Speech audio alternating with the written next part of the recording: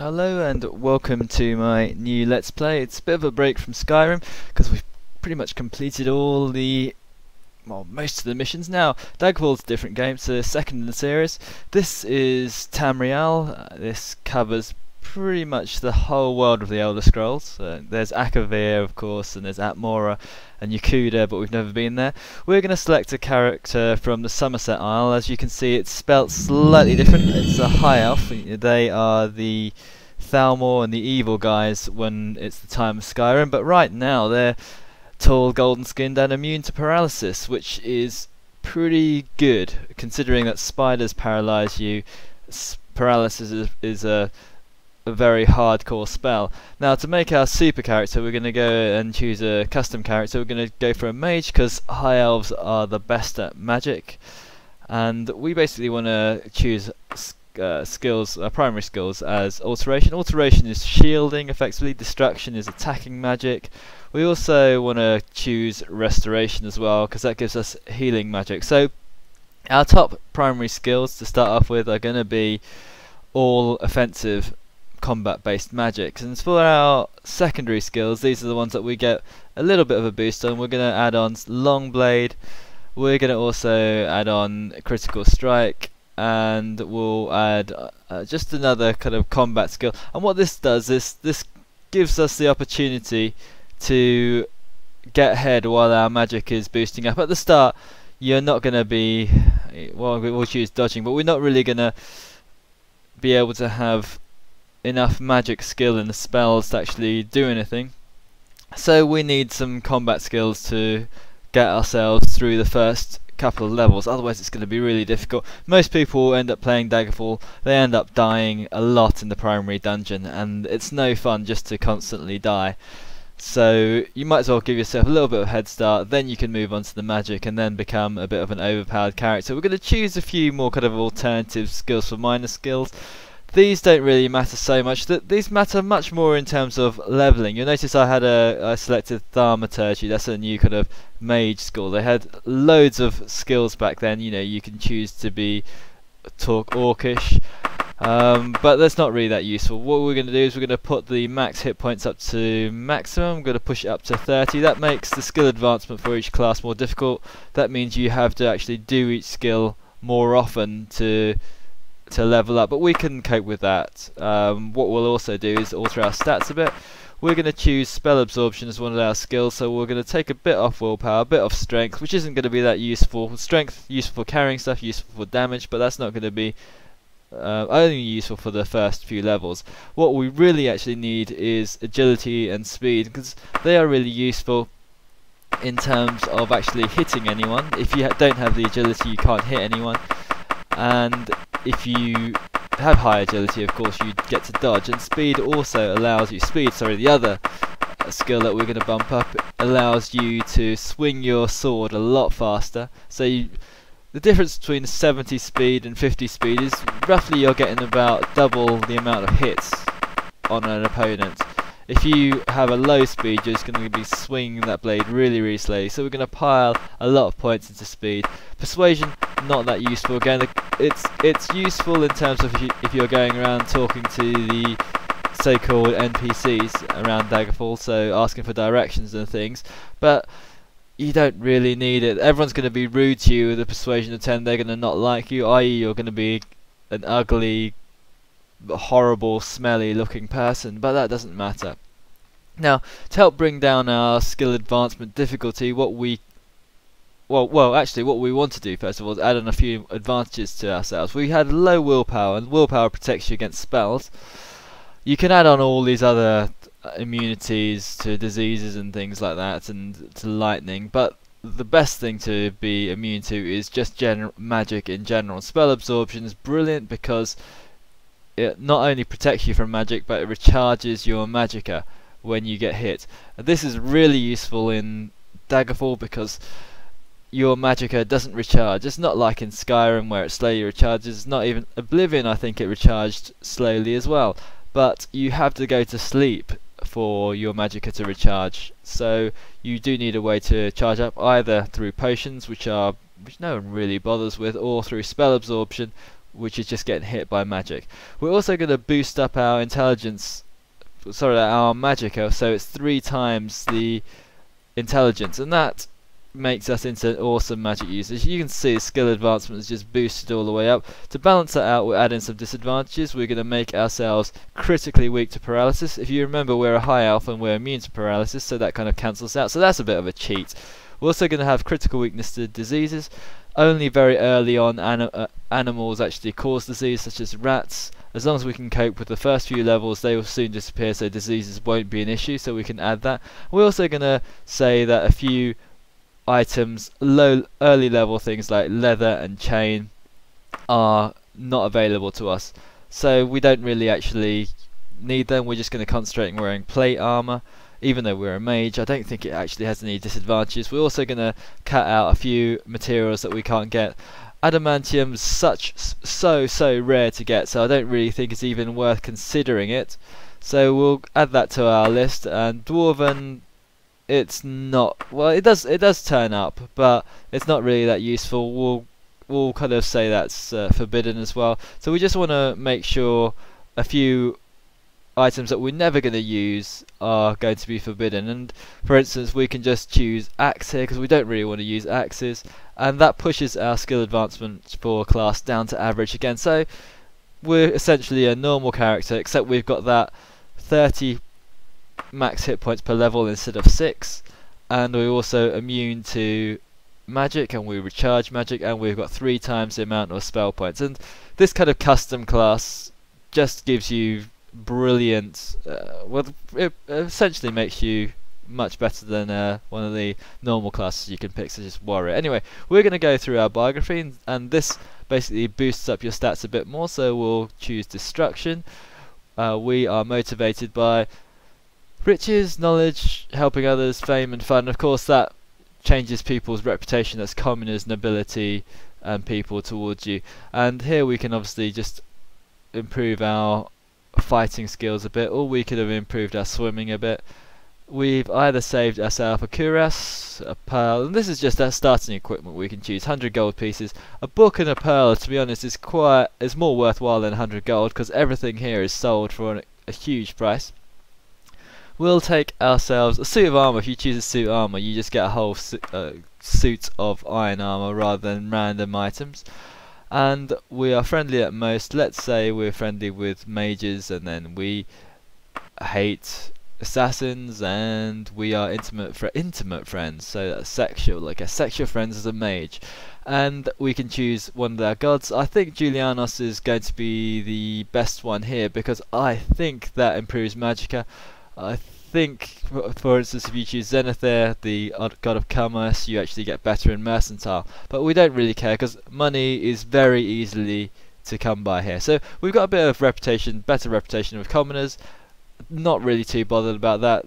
If I think back, maybe I would have preferred having a decent reputation with merchants. You can improve your reputation with commoners by doing certain quests, and this is the whole kind of role-playing element. We'll select this big head guy as our character. There's not too many, you can't actually alter your face. It's just about 6 or 7 presets. Now this is quite a decent roll for us. We get -1 damage on that doesn't really bother us. -1, not too much of an issue, considering that we can do a lot more damage with spells, and we can do a lot more damage by being fast as well. We'll just pile everything into intelligence because we really want all our points into magicka. Of course, you can pile, if you're a warrior type, you're almost better off putting everything into agility. Now we can actually add a few bonus points into our primary skills, major skills, minor skills. This major, minor, primary skills is how you level up. You have to kind of level up a certain amount of a primary skill, a certain amount of major skills, a certain amount of minor skills to actually level up. And the more primary skills that you level up and major skills you level up, the faster you will level up. But right now all we want to do is just pile points into our destruction, because we'll need that. Destruction is a very difficult stat to level up, because you actually need to practice combat magic onto people, whereas if you want to practice your alteration or shield spells or restoration or healing spells, you can just cast that whenever you like. Just keep on casting it and that will improve. But destruction, you actually need a character that you want to hit in front of you. You can also alter the game slightly, make it a bit easier to level up by making the reflexes very high, but I don't want to stress myself out by relying on high reflexes. Anyway, we are going to go to the cutscene now. Now this cutscene is pretty special in terms of Elder Scrolls games. I think it's the best cutscene out of them all. The Empire of Tamriel. The unworthy heirs of the Septim dynasty have allowed the bonds of the Empire to weaken and crack. Uriel Septim, the Seventh, cannot repair what his ancestors ignored. The provinces fight among themselves like neglected children, drunk with rebellion, and one indomitable power hides itself, but not forever.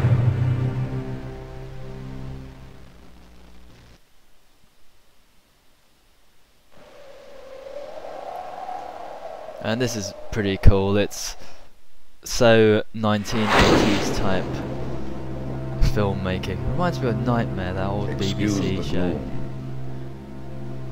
But none may know of this meeting. The nature of my trouble is darker still. Over a year ago, King Lysandus of Daggerfall died honorably on the field of battle. He was as loyal a subject, ally, and friend as you are. I did grieve for him. But his spirit does not rest. Chancellor Cato back there. With a spectral army, he haunts his former kingdom, crying for revenge. I do not know why a good and loyal man would be so cursed. Perhaps you can find the answer and close the marble jaws of oblivion, bringing peace to his soul. I ask this as your emperor and your friend. I have one lesser request. Several years ago, I wrote a letter to the Queen of Daggerfall. It never arrived. The letter was of a sentimental and personal nature. If you find and destroy that letter, I will be grateful. Now, my champion, rest well this night, for tomorrow you sail for the kingdom of Daggerfall. So that was super dramatic, super over the top. So awake and look around the room. I was on a boat en route to Daggerfall when a storm boiled over the Islet Bay and my boat was destroyed, but I managed to swim from the water to a rock. There I found a cave, escaping the fury of the storm. I lit a small fire and a mudslide sealed me in. My fear of being buried alive calmed when I saw a corridor leading out of the cavern. So there's a way out of here. Let's not take the tutorial, but here I am. This is Privateers Hold, the tutorial dungeon where so many people fail. We'll check our inventory. What we have is got Curious. We also have ourselves a Iron Longsword. We also have ourselves Ebony Dagger. Ebony Dagger does 9 to 14 and that does 0 to 14 damage. We are skilled in long blades, but we'll take the Ebony Dagger. That Iron Longsword's pretty useless, I've got to say.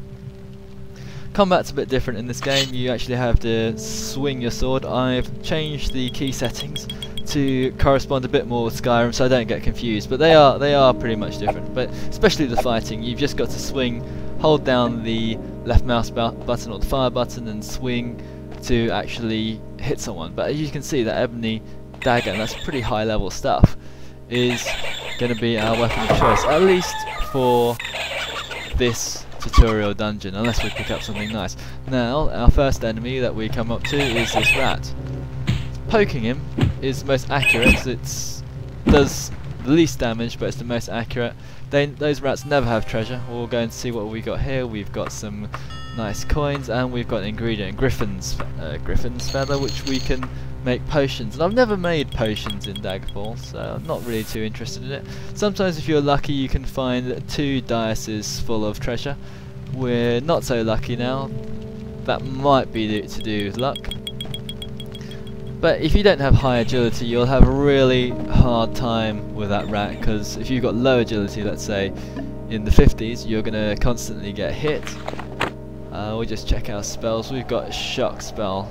Now, I'm not entirely sure how shock works. It was quite difficult to do. What we need to do is you need to cast the spell, and then what you need to do is then go to the cursor option and then click on your opponent. So you can't have your weapon out at the time. Well, you can have your weapon out at the time, but you need the cursor out as well. So magic is quite tricky, but we've only got shock. Shock is damage on touch, so we're pretty much in range, need to be in range. Now it's a lot easier to poke them with my sword. As you can see, this little bat that's jumping out here, he's already knocked away a bit of our health. Giant bat. They never have any treasure either. But he's done a fair amount of damage to me. I don't have any healing spells, unfortunately. But we can go on. I mean, our health isn't too drained. I just worry that what we have is a nastier creature coming up. Here we just look at all the things that we can actually do. You can rest using Y, and that's pretty much the only way early game you're going to restore your health. Also, if you run around too much using the sprint button, you will actually eventually deplete your stamina, and that's not going to come back unless you rest either. You don't need to eat, you don't need to drink in this game, unfortunately, otherwise you would rapidly die of starvation. But like we said, the only way to recharge your magic and health is really just to wait around. Now this noise that you can hear, saving your game is essential by the way, so we'll just save it. This noise that you can hear is quite typical of monsters, so especially early game you can tell what's going on. This is an imp. This is one of the... God, die! Die! Die! Die! He can't cast magic, so he's not going to do too much. Occasionally he punches you and does quite a lot of damage. As you can see, we get a little marker saying press button to press spell, but he dies quite quickly. Imps sometimes carry treasure, so we'll click on him, and he's carrying a few gold for us, 3 gold pieces. Nothing really, but worth taking. There's always treasure in this room, in this cage. This is obviously where he escaped. What we got here, we've got a holy dagger. We'll just pick that up. You can't use a holy dagger, that's just something that you can sell on later on. We'll heal ourselves, and our short blade skill has improved. We're not too worried about short blades. I don't know why on earth you actually want a short blade instead of a long blade. The only reason that I'm using this, of course, is that it's free. It's a free gift. And a long blade is far better for you. In here is another rat. Now I prefer just to kill all these animals and creatures. There's no treasure in here. Animals and creatures, because you don't want them sneaking up on you.